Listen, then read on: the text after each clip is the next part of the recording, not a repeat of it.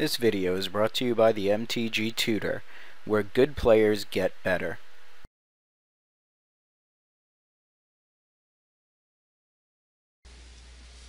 Alright guys, we are back with round number 1 against Fur. He says, hey, good luck, and I say hello and good luck, as that is what the automated message has told me I could say. Oh, jeez. Off to a great start. We got islands, we got fog banks, we got switcheroos, harbor serpents, nothing really to switcheroo. We need some junk. We need some junky creatures. Give to him. We'll just play out our fog bank. Might as well. We might draw a 3-drop next turn, and then we're going to want to play our Blade Test 4 on turn 4, and then turn 5 maybe we're going to want to play something else.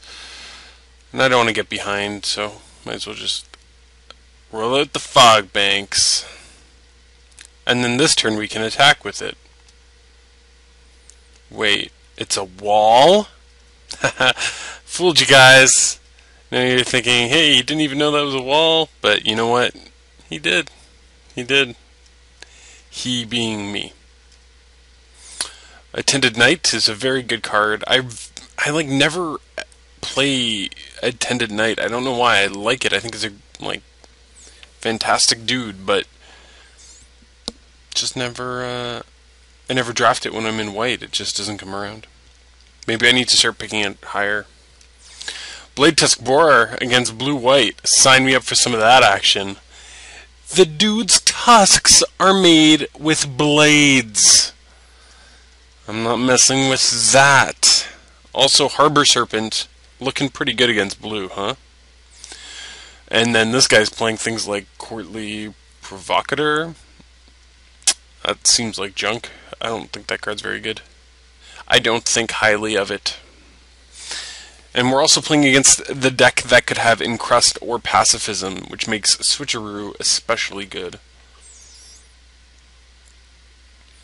Alright, Blade Tusk Boar smashes some face, and we draw first blood. Just like Sylvester Stallone did in that movie, forget the name. Rocky, I think it's called. Alright. And so what's it going to do? Attack with the soldier and the knight? Nope. Doesn't want to do it. Thinks it's too risky. Doesn't want to attack into my fairy invaders, I guess. Alright. Press in with the old Blady Tusky Boar. Definitely a guy that I want on my team every time I'm playing red. Harbor Serpent going in.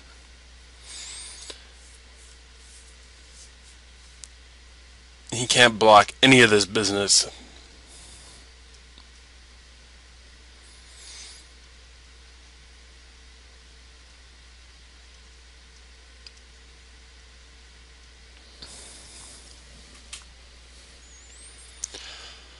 So it's his turn now, and he can't really attack me or anything. I guess he should definitely be... well, no, he shouldn't be attacking me. Welcome turn. He's got a lot of stuff on board.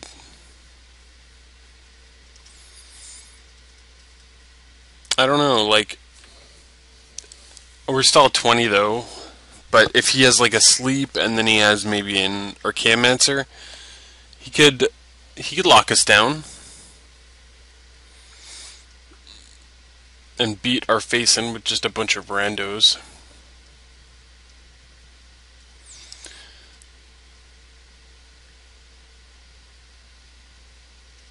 I don't really know if I should play anything here.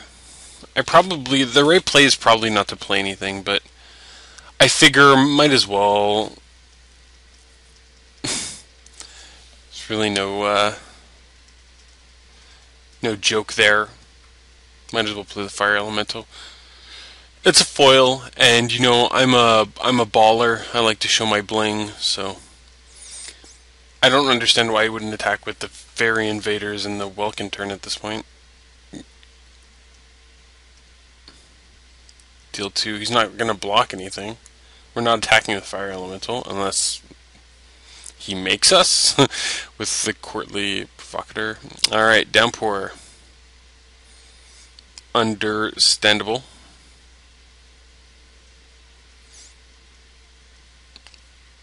So we could play the Welkin turn, but why? It's giving him more information. We have cards that can win the game on the board.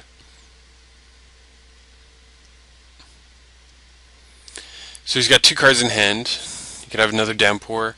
Intrepid Hero is a bit of a jerk. Definitely not a card we're super excited about seeing. I don't know what our opponent could have. Well, no, we shouldn't. I don't know if we should attack with a Fire Elemental or not. Well, like, what's the worst that could happen? He trades with, what, Fairy Invaders and 2 guys? Or 1 guy? Fairy Invaders and a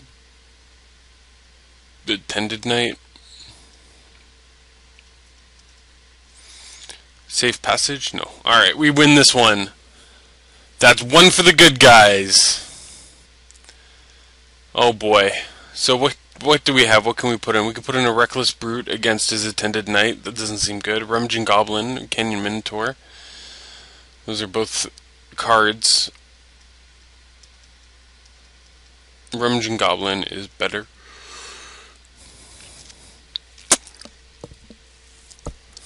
Then, no, Harbor Serpent's great. The Rummaging Goblin is better than... I think it's better than Gem of Becoming. There's nothing becoming about that gem, except it be coming out of my deck. I make this stuff up on the fly, you guys. Just, all willy-nilly like. It's not like I have this written down, these gems. Alright, so he's going to play first. He's going to play an island. It's definitely one of the best lands in the game. And then he plays a Plains, followed up with a Ring of Evos Isle. The dreaded Ring of Evos Isle. I hate this ring so much. Such a pain to deal with that ring. But we got turn 2 Fogbank. As per usual. Locking it down. His dreams of attacking me with the Ring of Evos Isle have just gone down the drain. Flush. Yep, that's a card I don't mind seeing when he has a Ring of Evos Isle in play. It's a wall off. We'd like to play our Blade Tusk Boar a turn early. We got super excited. Wanted to play it out there. Alright, Rummaging Goblin's gonna rummage up some of our hand. Get this party started.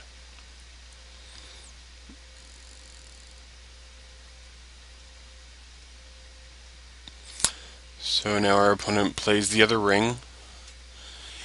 I think he's attempting to summon Captain Planet. Alright.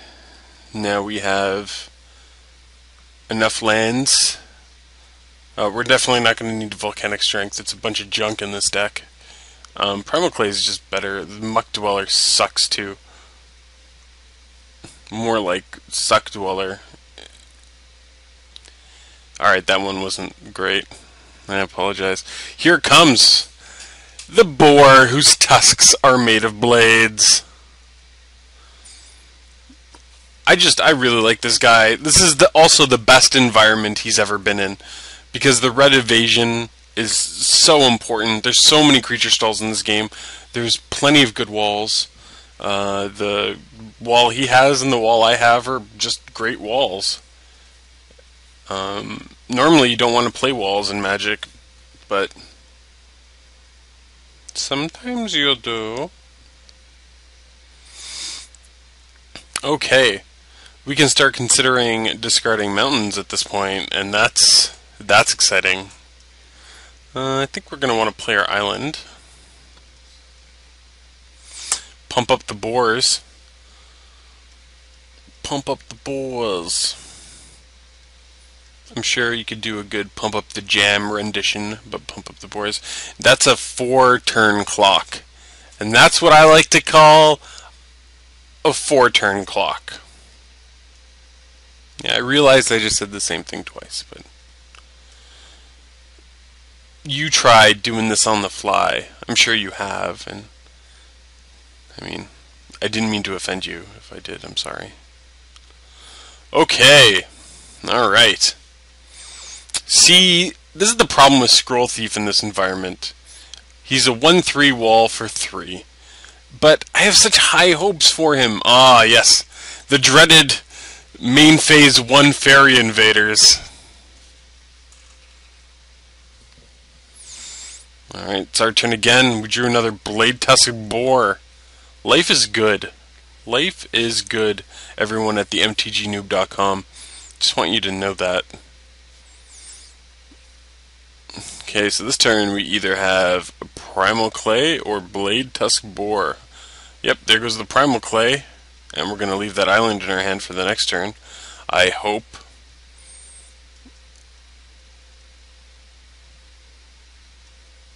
And we have the island untapped for the unsummoned, just in case shenanigans were to occur. I don't want to be the one getting out shenaniganed. Even though I did play out all my stuffs. Now that M13 Limited is almost done its entire run, I don't think anyone's going to be doing any more of it. Ravnica is probably going to be at least interesting enough to keep people playing it over older draft formats, unlike Avacyn Restored. But I'd like to say that I really enjoyed this format, and I've been playing around Planner Cleansing since the pre-release online, and I've never had my planes cleansed, not even once. So what do you think of that? Alright, island time. Excellent. And then we can play our flyer, or not. So he's got to draw something that deals with both of our boars. Or scoop them up, Buttercup, because this shindig just... oh, jeez, alright. Okay, so now he only has to deal with one of our boars.